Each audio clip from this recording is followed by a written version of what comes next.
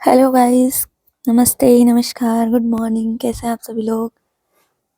आज मैं लेकर आई हूँ आपके लिए बीएससी बीएड फोर्थ सेमेस्टर का आपका ईवीएस का पेपर, यहाँ कह सकते हैं पर्यावरण अध्ययन।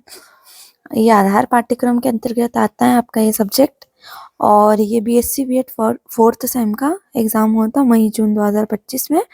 आपका ये 50 नंबर का पेपर होगा और आपको पास होने के लिए 20 नंबर लाने होंगे, है ना। और समय यहाँ पे 3 घंटे का रहेगा। तो चलिए शुरू करते हैं। सेक्शन ए से खंड अ। खंड अ में आपको 5 प्रश्न दिए रहेंगे और उसके अथवा में भी है। तो एक प्रश्न यहाँ पर आपका 4 नंबर का है। समझ गए आप लोग? तो खंड अ यानी सेक्शन ए देखते हैं। सेक्शन ए में पहला प्रश्न उसके अथवा में आपको दिख रहा है। पहला प्रश्न उसके अथवा में ये सारे मोस्ट एमपी क्वेश्चन है। आप पीवाई की कर लेंगे ना, पीवाई की अच्छे से, तो आपका एग्जाम बहुत अच्छा जाएगा। इसमें से आएंगे ही आएगा एग्जाम में। चलिए दूसरा प्रश्न उसके अथवा में, इसी तरह तीसरा प्रश्न उसके अथवा में, चौथा प्रश्न उसके अथवा में और ये 5वां प्रश्न उसके अथवा में। ये रहा आपका खंड अ लघुत्तरी प्रश्न। यहाँ पे आपको 5 प्रश्न दिए हुए हैं और प्रत्येक में अथवा में भी है और प्रत्येक प्रश्न आपका 5 नंबर का है। चलिए इसी के साथ खंड ब देखते हैं। आपका खंड ब यानी दीर्घ उत्तरी प्रश्न सेक्शन बी, यहाँ पर आपको 5 प्रश्न दिए रहेंगे। यहाँ पर भी आपको 5 प्रश्न दिए हैं और यहाँ पर एक प्रश्न आपका 6 नंबर का है ना।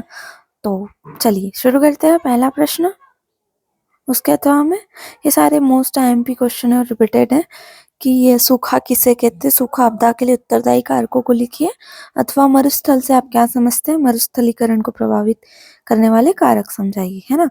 दूसरा प्रश्न उसके अथवा में ये जैव विविधता वाला क्वेश्चन भी अधिकतर आता ही रहता है, रिपीटेड है ये भी। जैव विविधता संरक्षण पर एक विस्तृत निबंध लिखिए।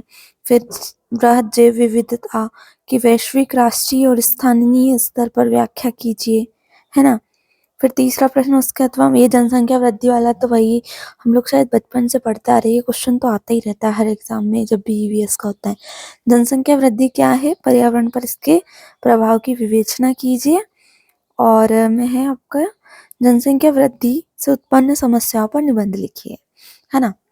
इसी तरह चौथा प्रश्न उसके अथवा में देखिए, ये भी रिपीटेड और मोस्ट आईएमपी क्वेश्चन बोल सकते हैं क्योंकि इसको भी बचपन से हम लोग पढ़ते आ रहे हैं। क्या है ये कि पारिस्थितिकी तंत्र के विभिन्न घटकों के महत्व को स्पष्ट कीजिए।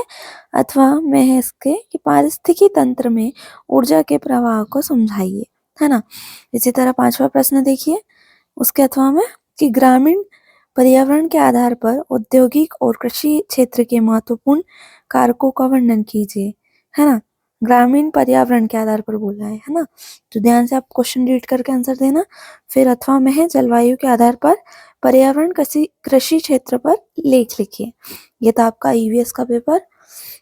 चलिए मिलते हैं इसी के साथ अगले वीडियो में। तब तक के लिए बने रहिए आपके अपने यूट्यूब चैनल पर। और अगर आप चैनल पर नए हैं तो चैनल को सब्सक्राइब ज़रूर करना और वीडियो को आपकी क्लासमेट्स को ज़रूर शेयर कीजिएगा, फ्रेंड्स को, ताकि उन्हें भी हेल्प हो और उन्हें भी पीवाई इसी तरह प्रोवाइड होते रहें। चलिए ये आपका सेक्शन ए हो गया। इधर मिलते हैं अगले वीडियो में। धन्यवाद।